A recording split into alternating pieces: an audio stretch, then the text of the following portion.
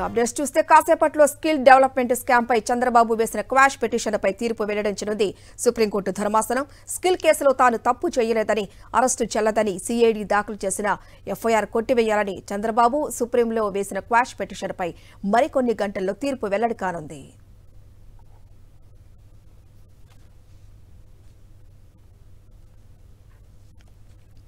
అవినీతి నిరోధక చట్టంలోని సెక్షన్ 17A కింద గవర్నర్ నుంచి ముందస్తు అనుమతి తీసుకోకుండానే అరెస్టు చేశారని, స్కిల్ కేసును కొట్టివేయాలని సుప్రీంకోర్టులో మాజీ మంత్రి చంద్రబాబు స్పెషల్ లీవ్ పిటిషన్ వేశారు. ఇదిలా ఉంటే చంద్రబాబుపై ఫైర్ నెట్ కేసు నమోదు చేశారు. దీనిపై కూడా సుప్రీంను ఆశ్రయించారు చంద్రబాబు తరపు లాయర్లు. స్కిల్ డెవలప్మెంట్ కేసు క్వాష్ పిటిషన్పై తీర్పు వెల్లడైన తర్వాతే ఫైర్ నెట్ కేసు పిటిషన్పై విచారణ చేస్తామని సుప్రీంకోర్టు చంద్రబాబు లాయర్లకు తేల్చి చెప్పింది.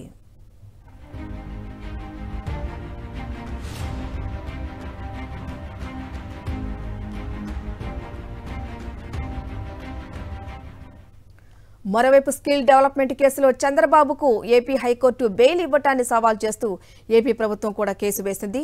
దీన్ని కూడా పెండింగ్ లో పెట్టింది సుప్రీంకోర్టు. ఈ రెండు కేసుల విచారణ ఈ నెల 17, 19వ తేదీల్లో విచారణకు రానున్నాయి.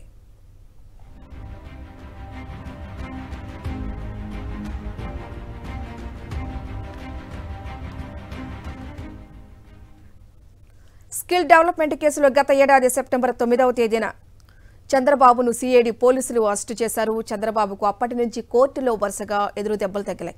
ఈ క్రమంలోనే ఏపీ హైకోర్టులో కూడా ఆయన క్వాష్ పిటిషన్ కొట్టేసింది. ఆ మరుసటి రోజే సెప్టెంబర్ 23న సుప్రీంలో చంద్రబాబు స్పెషల్ లీవ్ పిటిషన్ దాఖలు చేశారు. హైకోర్టు తీర్పును సవాల్ చేస్తూ తనపై దాఖలైన ఎఫ్ఐఆర్ను కొట్టివేయాలని కోరారు. దీనిపై సుప్రీంలో సుదీర్ఘ వాదనలు జరిగాయి. చంద్రబాబు అరెస్ట్ అక్రమమని, అవినీతి నిరోధక చట్టంలోని సెక్షన్ 17A వర్తిస్తుందని చంద్రబాబు తరపు లాయర్లు హరీష్ సాల్వే, సిద్ధార్థ లూత్రా, అభిషేక్ మను సంఘ్వీలు వాదించారు.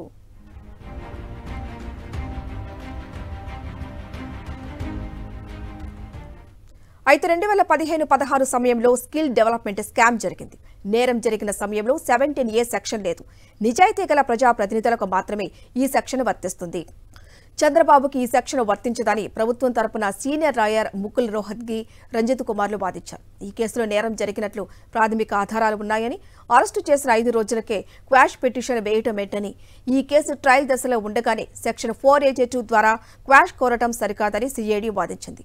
ఇరుపక్షాల వాదనలు విన్న జస్టిస్ అనిరుద్ధ బోస్, జస్టిస్ బేలా ఎం త్రివేది ద్విసభ్య ధర్మాసనం తీర్పును రిజర్వ్ చేసింది. ఇక దీనిపై కాసేపట్లో తీర్పును వెల్లడించనుంది ద్విసభ్య ధర్మాసనం.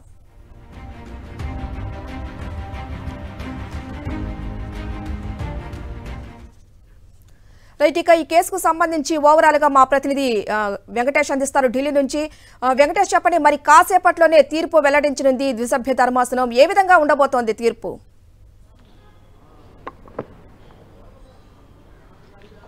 రాష్ట్రంలో తీవ్ర సంచలనం సృష్టించినటువంటి స్కిల్ డెవలప్మెంట్ కుంభకోణంలో ఆరోపణలు ఎదుర్కొంటున్న చంద్రబాబు నాయుడు దాఖలు చేసినటువంటి పిటిషన్ పైన ఈరోజు సుప్రీంకోర్టు తీర్పు వెలువరించబోతుంది. ఈ కేసును కొట్టివేయాలని చంద్రబాబు నాయుడు సుప్రీంకోర్టును ఆశ్రయించారు. ఈ కేసులో ఇప్పటికే చంద్రబాబు దాదాపు 52 రోజుల పాటు రాజమండ్రి సెంట్రల్ జైల్లో రిమాండ్ ఖైదీగా ఉన్నటువంటి పరిస్థితి మనం చూసాం. ఆ తర్వాత ఆయన ఆరోగ్య కారణాలతో కంటి సర్జరీ కారణంగా తనకు బెయిల్ ఇవ్వాలని తీసుకుని ఆ బెయిల్తో ఆయన బయటకు వచ్చినటువంటి పరిస్థితి మనం చూసాం. సో ఈ నేపథ్యంలో ఈ కేసు మొత్తాన్ని కూడా కొట్టివేయాలని సుప్రీంకోర్టులో ఆయన వేసినటువంటి పిటిషన్ పైన ఇదివరకే సుప్రీంకోర్టు విచారణ జరిపింది. సుదీర్ఘమైనటువంటి విచారణ జరిపిన తర్వాత అక్టోబర్ 17వ తేదీన దీన్ని జడ్జిమెంట్ రిజర్వ్ చేసింది. 3 నెలల అనంతరం ఈరోజు మధ్యాహ్నం 1 గంటకు జస్టిస్ అనిరుద్ధ్ బోస్, జస్టిస్ బేలా త్రివేది ధర్మాసనం ఈ కేసుకు సంబంధించిన తీర్పును వెలువరించబోతుంది. సో ఈ తీర్పు ఎలా వస్తుందనేటువంటి ఉత్కంఠ ఇరువైపులా 2 పక్షాల్లో కూడా ఉంది. సో వచ్చేటువంటి తీర్పును బట్టి రాజకీయమైనటువంటి ప్రభావం చూపించేటువంటి అవకాశం కనబడుతుంది. ఖచ్చితంగా ఈ కేసులో డెఫినెట్గా చంద్రబాబు దాఖలు చేసినటువంటి పిటిషన్ డిస్మిస్ చేస్తారనేటువంటి ఆశాభావంతో రాష్ట్ర ప్రభుత్వం ఉంది. ఖచ్చితంగా ఈ కేసులో చంద్రబాబు నాయుడు దాదాపు 370 కోట్ల రూపాయల ప్రజాధనాన్ని దుర్వినియోగం చేశారనేటువంటి ఆరోపణలు ఎదుర్కొంటున్నారు. షెల్ కంపెనీలకు పెద్ద ఎత్తున ధనాన్ని పంపించారు. ఎలాంటి పనులు చేయకున్నప్పటికీ ఏకపక్షంగా 90% నిధులు విడుదల చేయాల్సినటువంటి సిమెంట్స్ కంపెనీ విడుదల చేయకుండానే కేవలం చంద్రబాబు నాయుడు ముఖ్యమంత్రిగా ఉన్న సమయంలో ఏకపక్షంగా నిధులన్నిటిని కూడా విడుదల చేసినటువంటి వైనవంతా కూడా ఇప్పటికే సిఐడి దీనిపైన దర్యాప్తు చేసి దానికి సంబంధించినటువంటి వివరాలను కూడా కోర్టు ముందు పెట్టింది. అలాగే ఇందులో కొంత డబ్బు తెలుగుదేశం పార్టీ ఖాతాకు కూడా చేరిందనేటువంటి కొన్ని రికార్డ్స్ కూడా సిఐడి సంపాదించినటువంటి పరిస్థితి. సో ఒకవైపు దర్యాప్తు కొనసాగుతున్నటువంటి ఈ సమయంలో ఈ కేసును కొట్టివేయాలని చంద్రబాబు చేయడం ఖచ్చితంగా కూడా డెఫినెట్గా ఇది దర్యాప్తుకు విఘాతం కలుగుతుంది. కాబట్టి ఈ అంశానికి చంద్రబాబు అభ్యర్థనను తోసిపుచ్చాలని రాష్ట్ర ప్రభుత్వం కోరుతుంది. ఎందుకంటే చంద్రబాబు నాయుడు ముఖ్యమంత్రిగా ఉన్నటువంటి సమయంలో 2014 నుంచి 19 సమయంలో జరిగినటువంటి వ్యవహారం ఇదంతా ప్రధానంగా 2015-16 మధ్య ఈ స్కిల్ డెవలప్మెంట్కి సంబంధించినటువంటి ఒక పథకాన్ని రచించి రాష్ట్ర ప్రభుత్వం 10% వాటా అలాగే 90% వాటా సిమెన్స్ పెడుతుందని చెప్పి ఒక జీవో రిలీజ్ చేసినప్పటికీ సిమెన్స్ 90% నిధులు విడుదల చేయకుండా రాష్ట్ర ప్రభుత్వం నుంచి ఏకంగా 10% మొత్తం నిధులు 371 కోట్ల రూపాయల నిధులను కూడా విడుదల చేశారు. సో ఆ నిధులన్నీ కూడా వివిధ షెల్ కంపెనీలకు వెళ్ళినటువంటి విషయాన్ని కేంద్ర ప్రభుత్వ సంస్థలైనటువంటి జిఎస్టీ ఇంటెలిజెన్స్ అలాగే సిబిఐ వీరందరూ పసిగట్టి రాష్ట్ర ప్రభుత్వానికి సమాచారం ఇచ్చారు. ఆ సందర్భంగానే దీనిపైన ఏసీబీ ఇంటర్నల్గా ఒక ఎంక్వైరీ కూడా చేసింది. సో ఇవన్నీ కూడా ఎంక్వైరీ అంతా కూడా రాష్ట్ర ప్రభుత్వం చేసింది.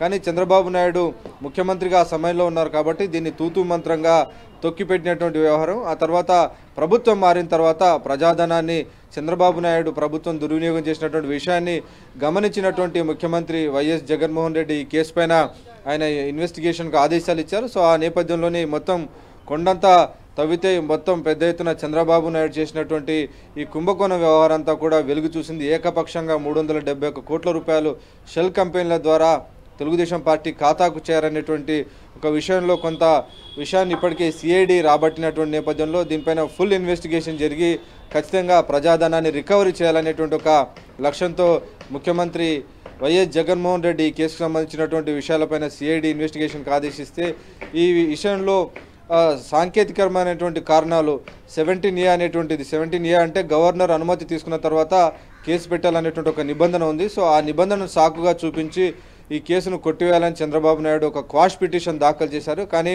ఈ కేసులో తాను ఎలాంటి తప్పు చేయలేదు, ఎలాంటి ప్రజాధన దుర్వినియోగం చేయలేదు అనేటువంటి విషయాన్ని ఎక్కడ కూడా చంద్రబాబు నాయుడు చెప్పడం లేదనేటువంటి ఒక వాదన వినిపిస్తుంది. కేవలం ఒక టెక్నికల్ రీజన్స్ 17Aను పాటించలేదు కాబట్టి కేసును కొట్టివేయండి అని చంద్రబాబు నాయుడు చేస్తున్నటువంటి వాదన పైన కూడా ఆశ్చర్యం వ్యక్తమవుతున్నటువంటి పరిస్థితి. నిజానికి ఒకవేళ చంద్రబాబు చేసినటువంటి వాదనకు సంబంధించి కూడా ప్రభుత్వం కూడా తన వాదనలు వినిపించింది. ప్రధానంగా ఈ 17A అనేది అవినీతి నిరోధక చట్టంలో ఉన్నటువంటి సెక్షన్ 17A అనేది 2018 జూలైలో తీసుకొచ్చారు. కానీ జూలై కంటే ముందే జూన్లోనే ఈ కేసుకు సంబంధించినటువంటి మొత్తం ఇన్వెస్టిగేషన్ అంతా కూడా ప్రారంభమైనటువంటి పరిస్థితి. ఏసీబీ దీనిపైన ఇన్వెస్టిగేషన్ చేసి ఒక ప్రిలిమినరీ రిపోర్టు కూడా రూపొందించినటువంటి అంశాన్ని వీటన్నిటిని సాక్ష్యాధారాలన్నిటిని కూడా సుప్రీంకోర్టుకు సమర్పించారు. కాబట్టి ఈ ప్రివెన్షన్ ఆఫ్ కరప్షన్ యాక్ట్లో ఉన్నటువంటి సెక్షన్ 17A అనేది రాకంటే ముందే ఈ కేసుకు సంబంధించినటువంటి దర్యాప్తు ప్రారంభమైంది. కాబట్టి ఇది చంద్రబాబు నాయుడుకు వర్తించదు అనేటువంటి విషయాన్ని చాలా గట్టిగా ఆంధ్రప్రదేశ్ ప్రభుత్వం తరపున సీనియర్ అడ్వకేట్ ముకుల్ రోహ్తగి తన వాదనలు వినిపించారు. దాదాపు 3 రోజుల పాటు చాలా సుదీర్ఘమైనటువంటి వాదనలు ఉన్న తర్వాత సుప్రీంకోర్టు కేసును సంబంధించినటువంటి తీర్పును రిజర్వ్ చేసింది. సో ఆ తీర్పు ఈరోజు రాబోతుంది. మధ్యాహ్నం 1 గంటకు ఈ కేసును సంబంధించిన తీర్పు వెలువరించబోతున్నారు. సో ఎలాంటి తీర్పు రాబోతుంది అనేటువంటి ఒక ఉత్కంఠ అయితే అన్ని వర్గాల్లో కనిపిస్తుంది. ఖచ్చితంగా ఈ కేసులో ప్రజాధనం దుర్వినియోగం పెద్ద ఎత్తున అయింది. అలాగే ఈ షెల్ కంపెనీలకు వెళ్ళినటువంటి విషయాన్ని కూడా స్వయంగా కేంద్ర ప్రభుత్వ దర్యాప్తు సంస్థలైనటువంటి సిబిఐ కానీ ఈడీ కానీ ఈ సంస్థలన్నీ కూడా ఇప్పటికే వీటికి సంబంధించినటువంటి విషయాలపైన కేసులు కూడా నమోదు చేశాయి. కాబట్టి డెఫినెట్గా దర్యాప్తుకు ఆటంకం కలగకుండా దర్యాప్తు జరిగి ఇందులో ఉన్నటువంటి దోషులకు శిక్షలు పడే విధంగా తీర్పు వస్తుందనేటువంటి ఒక ఆశాభావంతో రాష్ట్ర ప్రభుత్వం ఉంది. Thank you Venkatesh.